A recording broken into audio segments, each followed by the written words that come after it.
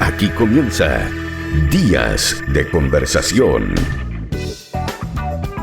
¿Cómo están? ¿Cómo les va? Bienvenidos a una nueva semana. Estoy feliz, estoy contento. Ayer anduve en la Expo Gama, extraordinaria. Estuve por allá. Un día maravilloso en el interior del distrito, conversando con la gente. Afortunadamente no andaba nadie. Estaba, digamos, nadie en campaña, a eso me refiero. Pero sí, muchísima gente, un encuentro maravilloso. Y hoy un día de sol. Presenta el COM, que está en el ADN de las nuevas generaciones, el COM. Manuel Rodríguez 689 y Espacio Clautro, tu espacio para tus grandes momentos. Don Ricardo Neumann Bertín, ¿cómo está usted? Muy bien, don Jaime, a distancia lamentablemente esta vez, qué pena no poder vernos presencial, pero estamos aquí en este país centralista haciendo algunos trámites de campaña en Santiago. Oiga, cuéntenos cómo estuvo el día de hoy, porque yo supe que andaba en varias actividades a propósito de la campaña. Mire, son actividades, la verdad es que bien domésticas y de circo pobre, porque tuve que venir a buscar material, afiches, flyers, bolsita, un montón de cosas y bueno, el candidato tiene que hacerlas a todas, así que estuvimos ahí moviéndonos, buscando muchas cosas ya para la última patita de campaña que parte justamente esta semana. Una patita que el próximo ya día 17 comienza la franja electoral y usted tiene su espacio allí.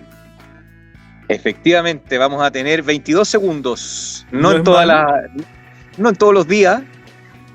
Algunos días va a aparecer justamente la franja que grabamos nosotros, la grabamos ahí, no le va a sorprender dónde, frente a la iglesia de San Francisco, ahí en el monumento Manuel Rodríguez, para transmitir desde ahí que aún tenemos patria, y ese es el mensaje que nosotros desde un lugar muy, muy icónico de San Fernando vamos a transmitir, no solamente para el resto del distrito, sino que para el resto de Chile, ese mensaje de esperanza de que Chile puede volver a levantarse. Yo ayer sentí envidia sana, si es que existe la envidia sana.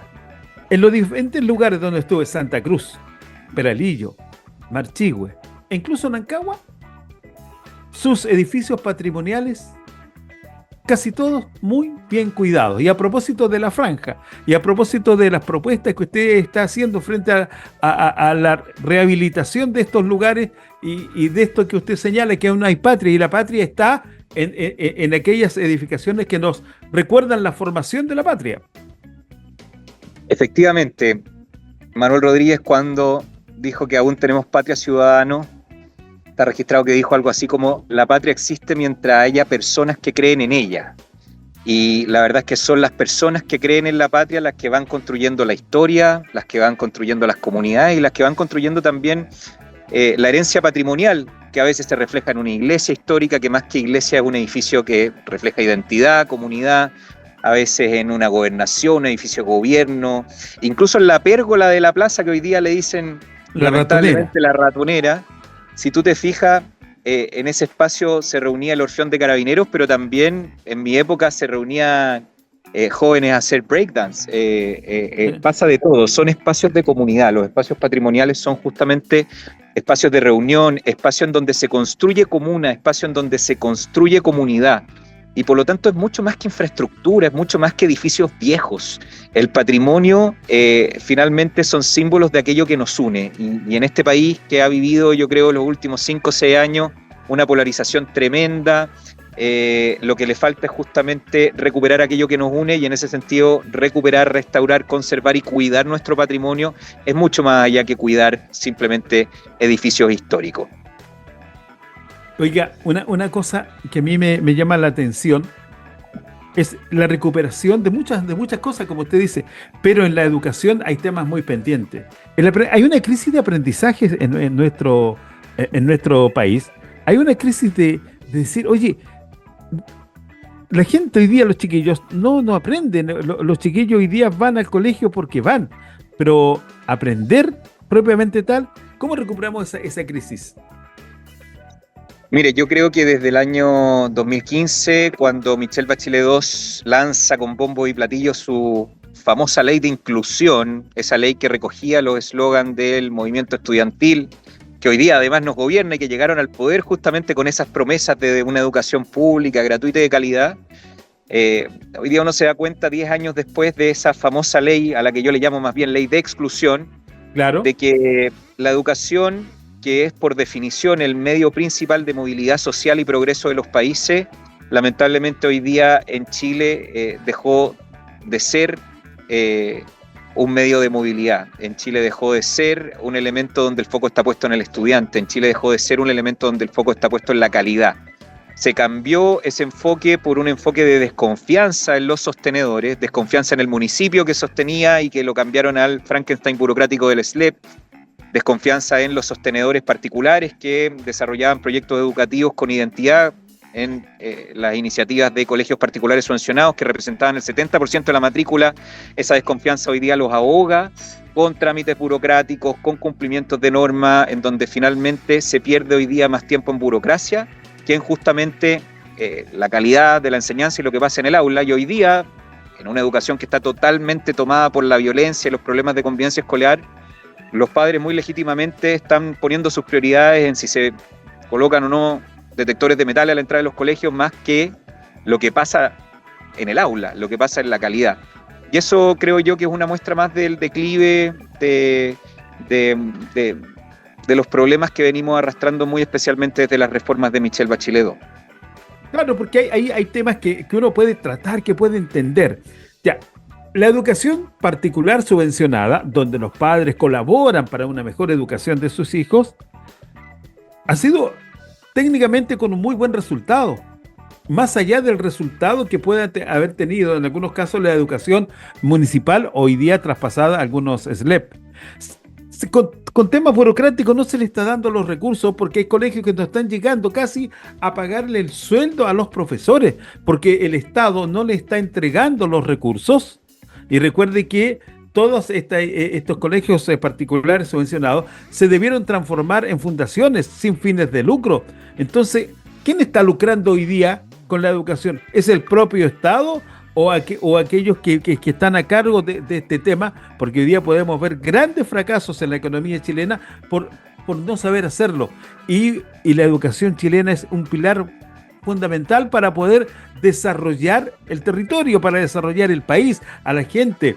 Hoy día se le está quitando más de 1.000 millones al sistema de educación inicial, donde se debe fortalecer más para crear los profesionales del futuro. Efectivamente, si queremos recuperar la patria, lo primero que tenemos que recuperar es la educación. Hoy día ni siquiera establecimientos insignes como el Instituto Nacional se salvan de las bombas Molotov, de los overoles blancos, de que a inspectores y profesores se les rocía con benzina. Y para qué decir si es que el Instituto Nacional o los liceos emblemáticos hoy día aparecen en los rankings de mejores puntajes de los colegios. Se han destruido totalmente justamente por una ley que eliminó la selección, reemplazó el mérito y el esfuerzo por una tómbola, eliminó el financiamiento compartido, llenando de burocracia a las comunidades educativas y quitándole una de sus principales fuentes de financiamiento, que si bien no era tan importante, era marginal. El monto que implicaba el financiamiento compartido, ese monto marginal hacía la diferencia entre un buen colegio particular subvencionado y otro que terminaba quebrando porque los apoderados preferían, obviamente, el que funcionara mejor, el que tuviera mayor identidad educativa. Y además toda la burocracia de los SLEP. Hoy día, lamentablemente, la gestión educativa en la educación pública ya no está cerca del estudiante. Por supuesto que la educación municipalizada tenía muchos problemas, San Fernando es un gran ejemplo de eso, pero no sé si finalmente el remedio terminó siendo peor que la enfermedad, porque la gestión de la educación se llevó a este Frankenstein que no es ni municipal, pero tampoco estatal, y hoy día lamentablemente la gestión desde los trámites para sacar fotocopias en un colegio hasta incluso la manera en que se cuidan los colegios y se administra la seguridad. Está ahí el colegio, el Liceo Olegario Lazo, como un ejemplo emblemático que ha sufrido más de 30 robos en menos de un año, demuestra que finalmente esta aproximación de desconfianza en los sostenedores, que fue la inspiración de la ley de inclusión de Michelle Bachelet II, llenó de burocracia los establecimientos educativos, empeoró la gestión y, lo peor de todo, empeoró la calidad de la educación. Oiga. La educación hoy pone el foco más en la burocracia que en la enseñanza, y finalmente las reformas de izquierda partieron justamente de esta actitud de desconfianza, cuando yo creo que hay que ir al revés. Hay que confiar en las comunidades educativas, hay que confiar en el potencial de los estudiantes, hay que poner el foco en el bienestar de los profesores para que puedan enseñar bien, y hay que poner el foco también en los apoderados y en los directivos que pueden generar un contexto de comunidad educativa que sabe mucho mejor que el burócrata estatal sentado en Santiago, sentado en el SLEP, qué es lo que requieren los niños de un colegio particular para poder tener una buena calidad educativa. Oiga, a propósito de la SLEP, hay un cierto grado de desconexión hoy día entre la SLEP y el Ministerio de Educación. Es terrible. Hoy día como que el ministerio dijo, ya, están listos, váyanse, les pasamos la plata a fin de mes y eso es todo. No hay un apoyo real desde el ministerio hacia la SLEP. Mire que es grave esto. Una organización que ellos mismos crean bajo el gobierno de Bachelet, que se pone en marcha y ahí está, votados. Efectivamente, y eso refleja un problema de coordinación estructural que tiene este gobierno. El Ministerio de Seguridad, en algo tan sensible como la seguridad, no se coordina con las policías, con el Ministerio Público, con los jueces. Y en educación, otro tema sensible, el Ministerio de Educación, más allá de establecer los mínimos curriculares que terminan siendo máximos curriculares en un contexto donde los profesores están sobrepasados en el desajuste y el desequilibrio que hay entre horas lectivas y no lectivas, al final del día, más allá de definir cuáles son los contenidos que aprende un chileno, donde no está la educación cívica, yo nunca me voy a cansar de decirlo, que fue un gran error haber sacado la educación cívica del currículum educativo en Chile. De nuevo, se centra simplemente en procedimientos burocráticos, en llenar formulario, en llenar planilla, y la capacitación de los profesionales de la gestión de la educación y la capacitación de los profesionales de la educación como los profesores quedan finalmente en un segundo plano, como lo está la calidad de la educación. Hoy día, si usted, solo algunos datos, el CIMSE del 2023 mostró los peores resultados en 15 años. 6 de cada 10 alumnos no comprende lo que lee en cuarto y sexto básico.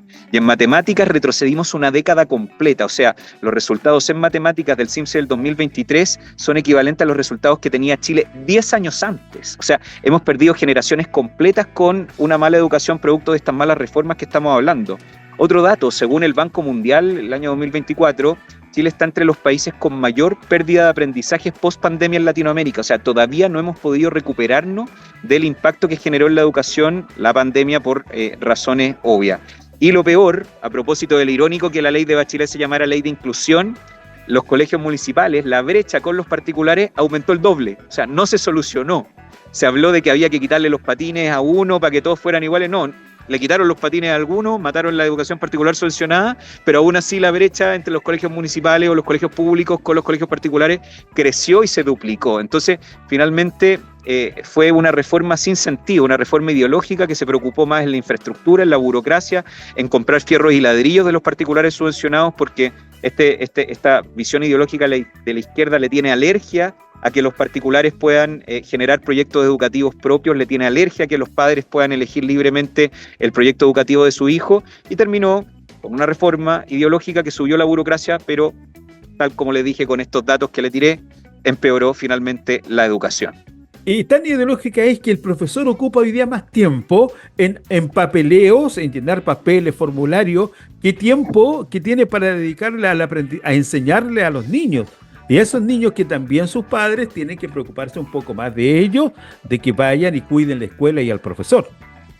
Efectivamente, le tiro un dato de la OCDE relacionado con eso. Un profesor chileno dedica 43%, casi la mitad de su tiempo, en papeleo y solo el 57% en enseñar. Aquí es donde está el desajuste que yo le comentaba entre horas lectivas y no lectivas. Uh-huh. Que ni siquiera las horas no lectivas, que son las horas para preparar clases, para revisar pruebas, justamente para hacer en la hora lectiva una buena pega educativa, las que ni siquiera se reconocen como corresponde la remuneración de los profesores. Hoy día los profesores los tenemos colapsados en burocracia, en papeleo, en horas no lectivas que no se les reconoce como corresponde, en vez de estar enfocados justamente en la pega educacional.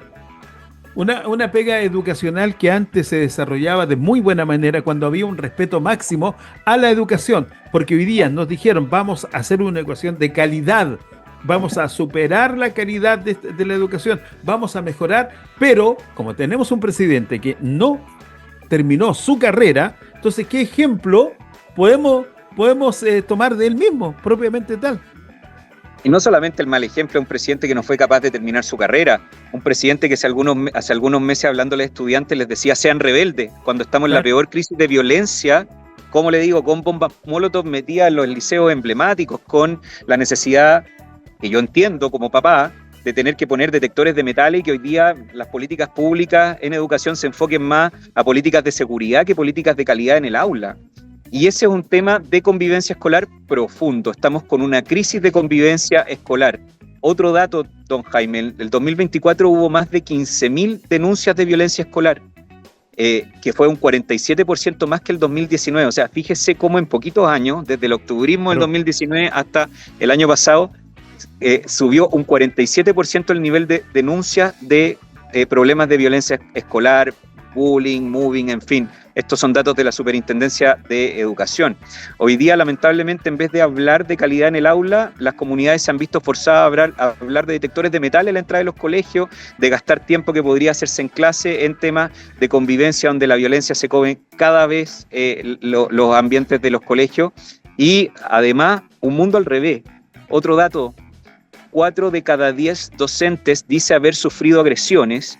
Y dice también que cuando cita a los padres por algún tema disciplinario por el alumno, los padres se terminan poniendo en el lugar del alumno en vez del lugar del profesor. Entonces, toda esta aproximación coeducativa en donde el profesor es un aliado con los padres, se terminó en un sistema disciplinario donde parece que siempre el niño tiene la razón y el padre en las acciones educativas parece que se pone en el lugar del niño en vez de ponerse en el lugar de la disciplina que está tratando de hacer valer el profesor.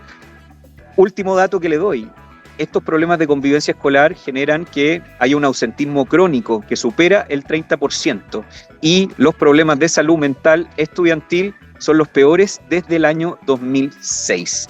¿Por qué se produce esto? Esto no pasa porque sí, porque justamente los problemas de convivencia escolar casi se duplican desde el año 2019, porque efectivamente el foco de la política pública en educación se enfocó en temas ideológicos de burocracia, de hacer que los particulares no pudieran desarrollar proyectos educativos con identidad, que los padres no tuvieran la libertad de elegir la educación de su hijo en vez de estar hablando y apoyando los proyectos educativos partiendo por la convivencia pacífica que tiene que tener un colegio para que haya un mínimo de contexto de buena enseñanza.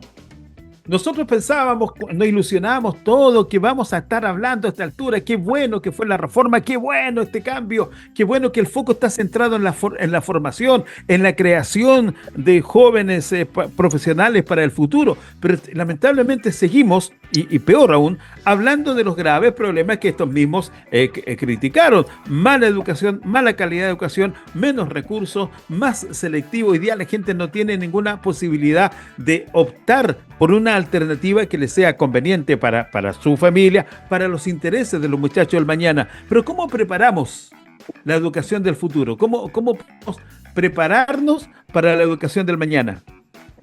Bueno, y eso efectivamente es muy importante, porque no solamente las reformas ideologizadas de la izquierda desde Michelle Bachelet II destruyeron todos los segmentos de educación, la educación privada no ha mejorado, la educación particular subvencionada está ahogada por la burocracia y desfinanciada, y la educación pública, sobre todo si en comunas como las nuestras, está mediada su gestión con los Frankenstein como el SLEP, que además tiene un fraude fiscal de 2.200 millones. La verdad es que estamos en el peor de los mundos, en un contexto donde la educación ya no es solamente una herramienta y la principal herramienta de movilidad social de los países, sino que estamos en un contexto que se le denomina cuarta revolución industrial. La tecnología está avanzando tanto que el 40% de los trabajos que hoy día existen, en 20 años más no van a existir porque van a ser reemplazados por máquinas o por inteligencia artificial. ¿Cuál es la discusión que hoy día nuestros políticos están teniendo en relación a eso? ¿Por qué estamos hablando de cómo a los colegios se los come la violencia? ¿Por qué estamos hablando de la necesidad, que yo insisto, estoy de acuerdo, de poner detectores de metal en los colegios, de los problemas de salud mental en los colegios, y no estamos hablando de cómo vamos a enfrentar, cómo nuestro sistema educativo enfrenta la inteligencia artificial, la cuarta revolución industrial, una educación técnico-profesional que esté preparada para los tiempos que vienen y, en definitiva, ahí es donde se pierde la oportunidad de conversar, de estar desarrollando políticas públicas que realmente estén enfocadas en articular la educación del siglo XXI. No solamente aquí estamos con un mal problema de educación, y yo ya le he dado varios números, varios índices, varias estadísticas. Sí. Estamos perdiendo la oportunidad de hablar, como chilenos, cuál va a ser el tipo de educación que queremos proyectar en este siglo. Entonces, las prioridades, la verdad, están totalmente trastocadas y por eso se necesitan cambios profundos en una educación que vuelva a confiar en las comunidades educativas, que se flexibilice la burocracia, que vuelva a confiar en los profesores y que ponga incentivos en los profesores buenos, porque ese también es otro problema. El estatuto docente, lamentablemente, hoy día hace que se mantengan eternamente los profesores malos, pero no premia a los profesores buenos. Entonces estamos en la suma de todos los males, en los ingredientes de una tormenta perfecta, en donde, insisto, la herramienta principal que tienen los países para movilidad social, que es la educación, lamentablemente hoy día está basada en discusiones que no nos llevan a mejorar su calidad, sino más bien nos llevan a abordar temas que fueron ideológicos en su momento, que recogieron los eslóganes estudiantil del movimiento estudiantil que hoy día sus jóvenes, sus paladines nos gobiernan, pero que tienen a la educación en su peor estado en décadas. También debemos pensar en cómo queremos una educación. Y cuando hablamos mejorar la calidad de nuestra educación, creo yo, mi humilde opinión, que debemos empezar desde la educación inicial, desde incluso, mira, la sala cuna, desde allí fortalecer la educación preformal, la educación básica, secundaria, después preocuparnos de la educación universitaria. El futuro de nuestro país requiere de técnicos. Hay demasiados profesionales y pocos técnicos, pero fortalecer la educación inicial para que podamos tener mañana buenos profesionales, buenos muchachos, porque si no nos preocupamos del inicio de la vida educacional, llegan malos elementos siempre al final y nunca vamos a mejorar la calidad de nuestra juventud. Efectivamente, y ahí es donde hubo otro problema ideológico. Como los dirigentes estudiantiles eran dirigentes universitarios, fueron un grupo de presión de políticas públicas que pusieron todas las fichas en la universidad, cuando los jóvenes ya tienen más o menos definido su destino, claro, en vez de haber puesto todas las fichas como corresponde en la primera infancia, en la educación inicial, que es donde científicamente está probado que se generan las grandes brechas cognitivas. Según un estudio de la CEPAL el año 2023, don Jaime, la brecha en lenguaje y desarrollo cognitivo a los 6 años explica hasta el 60% de las diferencias posteriores en el rendimiento escolar.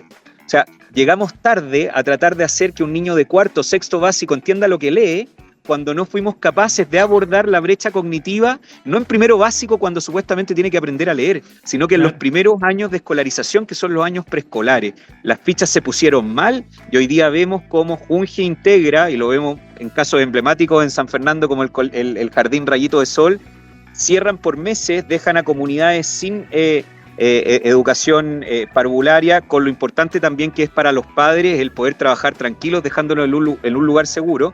Y hoy día con una Junge o con una Integra, donde faltan más de 50.000 cupos, y los cupos existentes justamente tienen déficit de infraestructura y personal calificado, donde las tías del jardín tienen que estar poniendo ellas de su bolsillo implementos desde el confort hasta pañales, hasta implementos, digamos, pedagógicos. Y en definitiva se habla hoy día de la ley de sala cuna universal, pero no tenemos ni siquiera mudadores para los niños en los jardines. Y eso es producto de otra reforma ideológica que puso toda la plata en la universidad en vez de haberla puesto en la educación inicial. Se puso la carreta delante de los bueyes y hoy día lo estamos sufriendo porque esas brechas cognitivas generan justamente los resultados Simpson, donde los niños de sexto básico no entienden lo que leen. Y hay una cosa paradójica. Esto me lo contó una trabajadora del sistema. En las salas cuna y jardines infantiles la prioridad no la atienden los chilenos. No la atienden los chilenos. Si hay un cupo, la prioridad es un extranjero, es un niño extranjero. Yo no tengo nada contra la formación de los niños extranjeros, pero siempre deben existir prioridades en un país. Efectivamente. Y ahí es donde yo quiero, porque sé que nos queda poco tiempo, don Jaime, sí, pasar justamente a las propuestas, porque yo creo que hemos hecho un diagnóstico bien avanzado de las cosas que se han hecho mal, de este enfoque ideológico que lamentablemente, sin hacer caso a la realidad, puso las fichas con la carreta universitaria delante de los bueyes, que es la educación inicial, y también con, lamentablemente hoy día, problemas en la calidad educativa que no superan las cifras del impacto de la pandemia. Propuestas rápidas de todo lo que hemos hablado, don Jaime. Plan Nacional de Convivencia y Salud Mental Escolar, con equipos psicosociales permanentes. ¿Se acuerda que lo hablamos cuando hablamos de salud mental? Sí. Para que haya buen ambiente de aprendizaje, tiene que haber buen ambiente de salud mental en los colegios. Hay que reforzar eso. hay que tener protección legal y psicológica no solamente para los alumnos, sino que hoy día también para los profesores. Muchos de ellos sufren agresiones, sobre todo en contextos de establecimientos más vulnerables. Y, por supuesto, volver la disciplina a los colegios, protocolos de sanción y acompañamiento obligatorios para salir de este mundo al revés, en donde parece que los padres están más del lado del niño que se porta mal que del profesor. Tenemos que hacer que vuelva la disciplina a los colegios, porque sin disciplina ni respeto, obviamente no puede haber buena educación. En relación a la burocracia, don Jaime, que vuelva la confianza a las comunidades educativas. Tiene que haber digitalización total y sistemas de plataformas tecnológicas que impidan tanto papeleo y tanta burocracia, sobre todo a los profesores que hoy día dedican casi la mitad de su tiempo en trámites más que en gestiones de enseñanza, simplificación administrativa, sobre todo para los colegios particulares subvencionados que casi que tienen que pedirle permiso al Estado para poder existir, simplificación administrativa y capacitación a los administrativos del SLEP, porque hoy día se están produciendo desfalcos graves en vez de buena gestión de la educación pública, y también reconocimiento, un bono nacional de excelencia para profesores destacados, especialmente aquellos que se atreven a trabajar en contextos vulnerables, ahí donde yo le decía que hay que hacer una reforma profunda al estatuto, el estatuto docente, que lamentablemente hoy día deja inamovible al mal profesor, pero no premia, reconoce ni incentiva al profesor que se saca la mugre, especialmente en contextos vulnerables. Hay que restituir la libertad de enseñanza, hay que restituir la autonomía escolar, hay que volver a poner el foco en el control de la calidad más que en los trámites burocráticos. Eso en relación a el tema de la calidad. En relación al tema de la educación del siglo XXI, ponerle el foco a la superasignatura. Por supuesto que la matemática, el lenguaje son habilidades duras que son importantes. Hoy día estamos teniendo problemas en matemáticas, en lenguaje y en lectura, pero también desarrollemos habilidades blandas. Las habilidades duras progresivamente van a ser reemplazadas por máquinas en el contexto que hablábamos de cuarta revolución industrial. Hay muchas capacidades que van a ser reemplazadas por la inteligencia artificial. Una asignatura de teatro o una asignatura interdisciplinaria de ciencia, de tecnología, de deporte, de artes, de humanidades, no son solamente los electivos de los cuales se habla siempre. Son instancias educativas que son transversales, que uno aprende. Le pongo mi ejemplo, en una obra de teatro uno no aprende solamente historia a través de la puesta en escena, uno aprende cómo coordinarse, cómo producir, cómo generar escenografía, cómo generar iluminación, aspectos técnicos, aspectos artísticos. Son súper asignaturas que hoy día justamente son un enfoque de una educación que cada vez tiene que ser más integral para paliar con habilidades blandas aquello duro que lo van a ir reemplazando cada vez más las máquinas. Y por último, don Jaime, antes que se nos vaya el tiempo, volver a poner el foco en la educación inicial. Convertir la educación inicial en la primera política de equidad y desarrollo humano del país, garantizar la cobertura, la calidad y el acompañamiento desde los primeros años, hacer una sala cuna universal que sea real, que esté acompañado de infraestructura para que no tengamos que mudar a las guaguas en el suelo, modernización de la Junge, modernización de Integra y un plan nacional de estimulación temprana. Si dijimos que las brechas cognitivas en realidad se producen en los primeros 6 años de vida, bueno, la detección de los rezagos de desarrollo y apoyo tienen que generarse justamente desde la primera infancia en una red de jardines infantiles y centros familiares que sean integrales al apoyo de la familia, que también, además de tener a sus niños bien cuidados y bien enseñados, también les permite obviamente desarrollar sus actividades laborales. Don Ricardo, nos pilló el tiempo, pero llegamos justo este lunes. Yo le agradezco que nos haya dado estos minutitos. No, yo le agradezco a usted y como sabe, a mí el tema de la educación me apasiona. Sí, Yo fui dirigente estudiantil justamente en los años de Giorgio Jackson. Lamentablemente perdí mi elección y usted ve cómo los eslogans de aquellos que ganaron se convirtieron en políticas públicas concretas que lanzó Michelle Bachelet en 2015 y hoy día, 10 años después del año 2025, vemos los estragos de políticas públicas ideologizadas que no pusieron el foco en los estudiantes, en los profesores, en los directivos y en los apoderados y lo pusieron simplemente en la ideología. Eso hay que revertirlo y yo creo que en noviembre tenemos la posibilidad justamente de mejorar nuestra educación con una mayoría parlamentaria que tenga clara la película de que el foco tiene que estar en el estudiante, en el aprendizaje, en el profesor y en el aula, y no lamentablemente en si el que imparte la educación es público o privado. Tiene que haber acceso igualitario, tanto educación pública o privada. La educación particular subvencionada era una gran solución que nosotros teníamos como país y hay que volver justamente a hacer que la educación sea un motor de movilidad social en el país, porque hoy día dejó de serlo. Que esté muy bien usted, un abrazo gigante. Un abrazo, chau, chau. Chau. A ustedes, muchas gracias por haber compartido este Días de Conversación a través de Cautiva 101.3. Una pausa al diálogo que aporta. En Cautiva. Ya vuelve Días de Conversación. con Jaime Díaz.